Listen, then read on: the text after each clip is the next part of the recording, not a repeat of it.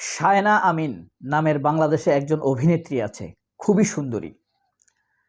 কিছুদিন যাবৎ বুঝতে পারছি তার মনটাও ভালো। হাদির যেদিন জানাজা হয়, যেদিন অর্থাৎ শনিবার বা 19 তারিখ, সেদিন তিনি একটি ফেসবুক স্ট্যাটাস দিয়েছেন, যারা জানাজা পড়তে যাবেন আমার জন্য 6টি চুড়ি, আমার নামে 6টি চুড়ি কিনে নিয়ে যাবেন। হাদি ভাইয়ের একজন দুষ্কৃতকারীকেও অ্যারেস্ট করতে না পারার কারণে তাদেরকে পরিয়ে দিবেন। শায়না আমিনের এই কথাটা বেশ তাৎপর্যপূর্ণ। তিনি প্রশাসনের অক্ষমতা নাকি প্রশাসন নিজেই চাইছে যে হাদি হত্যার বিচার না হোক, এই জিনিসটা এখন সমাজে বেশ ভালোভাবে ধূম্রজাল তৈরি করেছে। যেহেতু বাংলাদেশের প্রশাসন তত মেধাবী নয়, এ কারণেই তারা মৃত্যুর আশ্রয় খুঁজে নেয় কোনো পরিকল্পনা বাস্তবায়ন করার ক্ষেত্রে। মৃত্যু ব্যতীত তারা কোনো পরিকল্পনাই বাস্তবায়ন করতে পারে না, কারণ যেখানে মৃত্যু থাকে সেখানে মেধার স্বাক্ষর থাকে না। মৃত্যু দিয়ে মেধাকে রুখে দেয়া হয়, কিন্তু যখন মেধার খেলা হয় তখন খেলাটা হবে সিআইএ, স্মিথ, এমএসএস এইসবের মতো। ঠিক আছে, আপনি দেখবেন ভারতীয় গোয়েন্দাদের একমাত্র টার্গেট থাকে মানুষ মেরে ফেলা। তো শায়না আমিন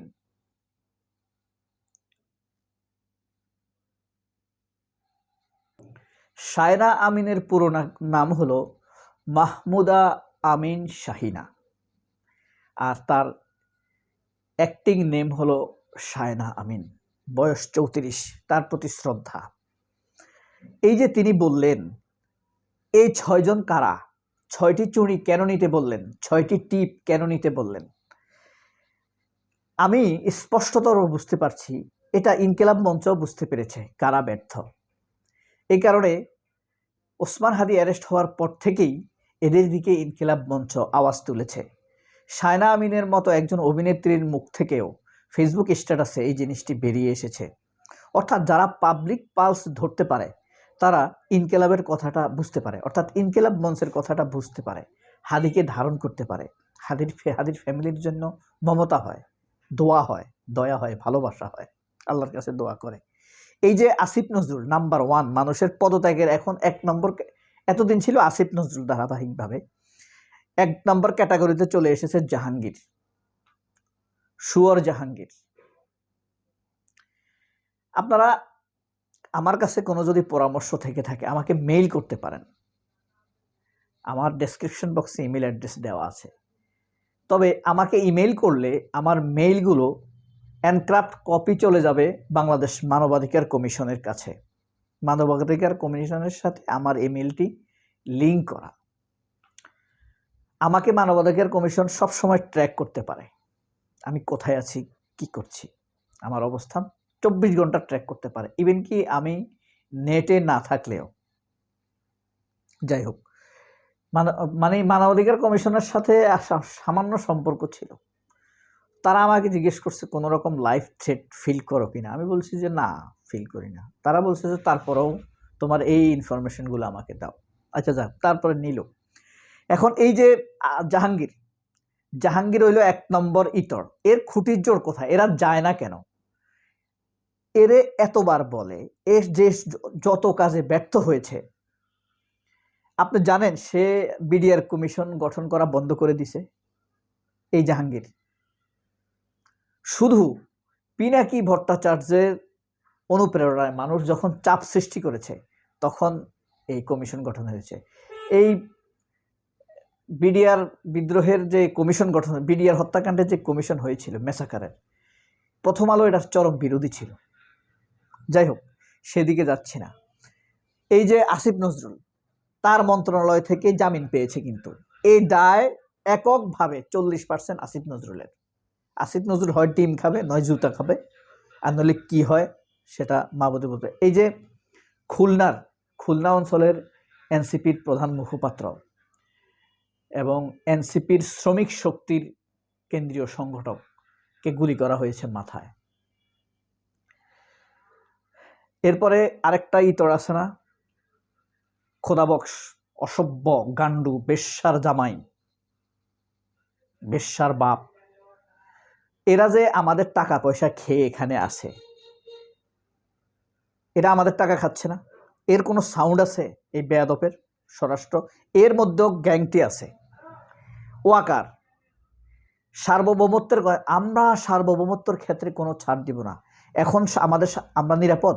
তোর পিছনে যে আমরা কোটি কোটি টাকা খরচ করি, আমাদের কষ্টের টাকা, প্রবাসীদের টাকা, যে তোর পিছনে, তোর ড্রেস, তোর মা বাপের টাকা পয়সা, তোর বাচ্চা কাচ্চার পড়াশোনা, এগুলা কে দেয়? এদেশের মানুষ তো দিচ্ছে, তাই না? অথচ তুমি কোনো যোগ্যতা দেখাতে পারো না এই দেশকে। তোমার যোগ্যতা শুধু মানুষ মারা, তোমার যোগ্যতা আওয়ামী লীগকে রক্ষা করা।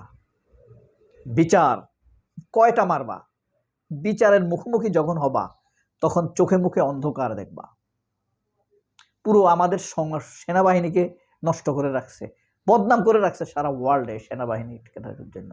এই মানে হারামখোর, হারামি তো। আমাদের টাকা হালাল করে যদি না খায়, হারামখোর না, তার বেতন হালাল হচ্ছে না।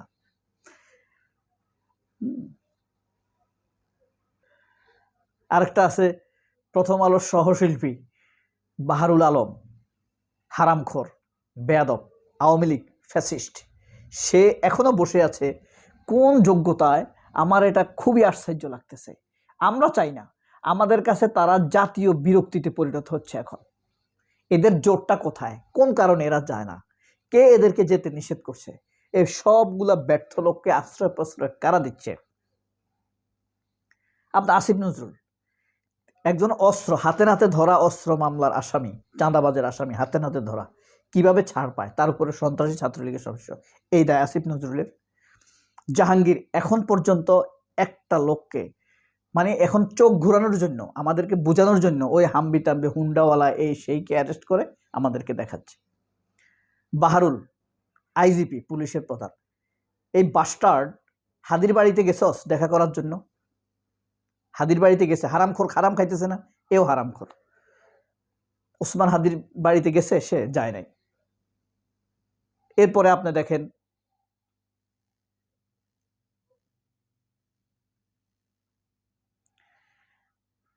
আপনি তৌহিদ, ভারতে আমাদের কনসুলারে হামলা হয়েছে, আগুন জ্বালাইছে, তার কোনো অ্যাক্টিভিটিস দেখা গেছে, সে চিঠি লেখে। এটা কিভাবে ঢুকলো প্রশ্ন করে। এই যে মিথ্যা অপপ্রচার চালাচ্ছে, সীমান্তে মানুষ মেরে ফেলছে, ওয়াকার কোনো কাজ করতেছে? ওয়াকারকে ম্যাজিস্ট্রেসি ক্ষমতা দেওয়া হয়েছে জেলায় জেলায়, এখনো কোনো কাজ করছে না। খোদা বক্স আছে। কে সন্তোষজনক? সায়না আমিনের চুনি এবং টিপ তাদের জন্য, আমার ধারণা। তাহলে এরা যায় না কেন? এদের জোরটা কোথায়? গন্ডগোল পাকাইতেছে কারা? এদের জন্য চুনি, সায়না আমিনের চুরি। আল্লাহ হাফেজ, আসসালামু আলাইকুম।